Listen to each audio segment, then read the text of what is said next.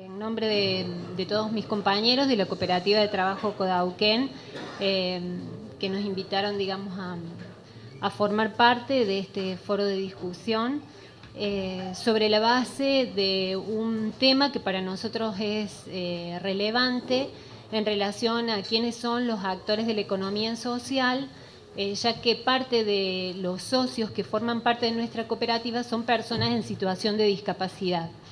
Entonces este es un tema que a nosotros nos parecía relevante aportar a la reflexión y a la discusión y sobre todo a la visibilización de las personas en situación de discapacidad como sujetos políticos y productivos.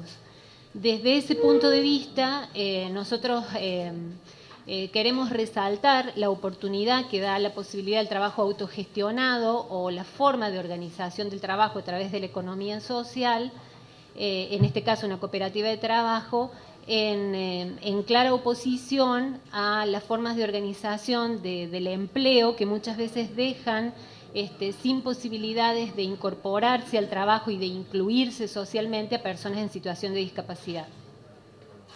En ese sentido, nosotros hemos focalizado en algunos puntos que tienen que ver con el texto del anteproyecto de la ley que estamos discutiendo, que se relacionan con, por ejemplo, las formas en que se piensa no discriminar, ¿sí? La inclusión de personas que no sean discriminadas. Entre ellos, por ejemplo, uno de los puntos dice: no establecen ninguna forma de discriminación en razón de ideas políticas, religiosas, de nacionalidad, de género, región o raza, ni imponen condiciones de admisión vinculadas con ella. Nosotros en este punto necesitaríamos que también se pueda estar pensando en incluir la conceptualización de no discriminación por diversidad funcional. ¿Esto qué quiere decir?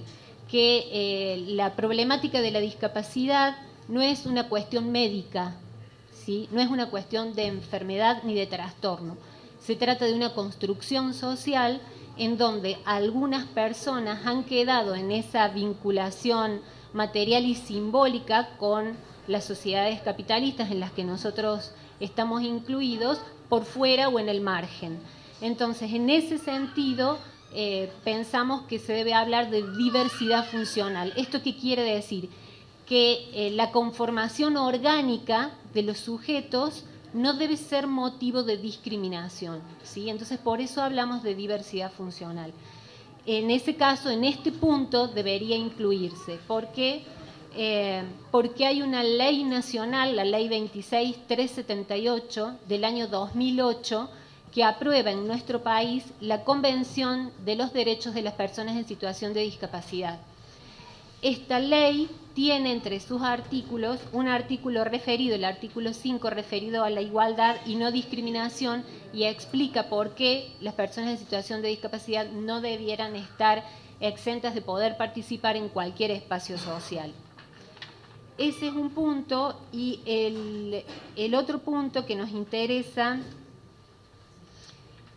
es acerca de quiénes pueden ser incluidos como socios de las cooperativas, y nosotros particularmente miramos también el documento que hace el anteproyecto de las cooperativas de trabajo.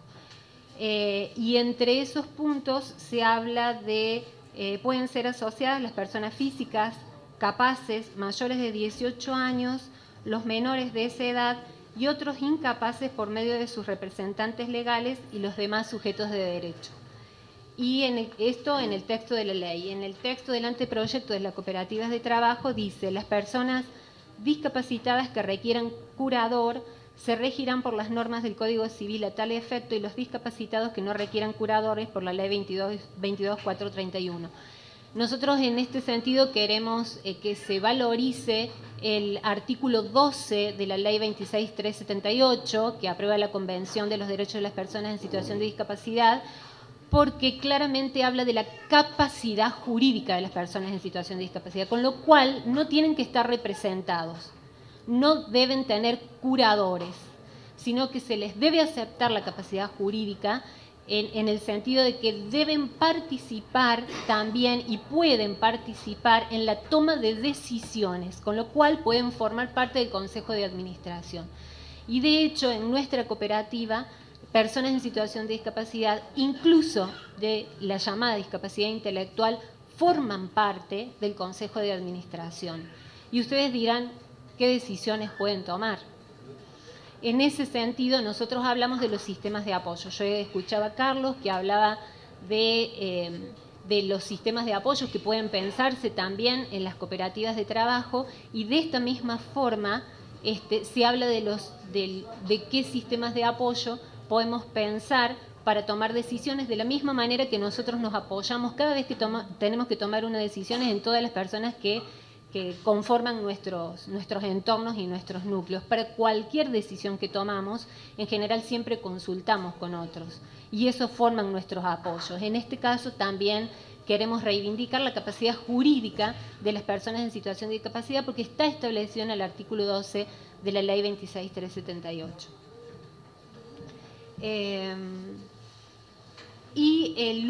Otro de los artículos importantes de esta ley de la Convención de los Derechos de las Personas en Situación de Discapacidad es el artículo 27, que habla de trabajo y empleo. Y entre uno de sus puntos habla específicamente en relación al trabajo, la obligación de los estados partes, entre el Estado argentino, que ha adherido a la Convención a través de la promulgación de esta ley, de promover la forma de trabajo autogestionada, las organizaciones autogestionadas de trabajo, como por ejemplo a través de las cooperativas para personas en situación de discapacidad. Una salvedad, nuestra cooperativa no está conformada por todas personas en situación de discapacidad, porque justamente uno de los puntos fundantes de nuestra organización tiene que ver con la inclusión. Entonces, si nosotros pensamos en cooperativa de trabajo solo para personas en situación de discapacidad, volvemos a la lógica de segregación, ¿sí? Y nuestra lógica intenta la inclusión, con lo cual en nuestros espacios se comparten con personas en situación de discapacidad y personas que no están en situación de discapacidad. Nada más que eso era nuestro aporte. Muchas gracias.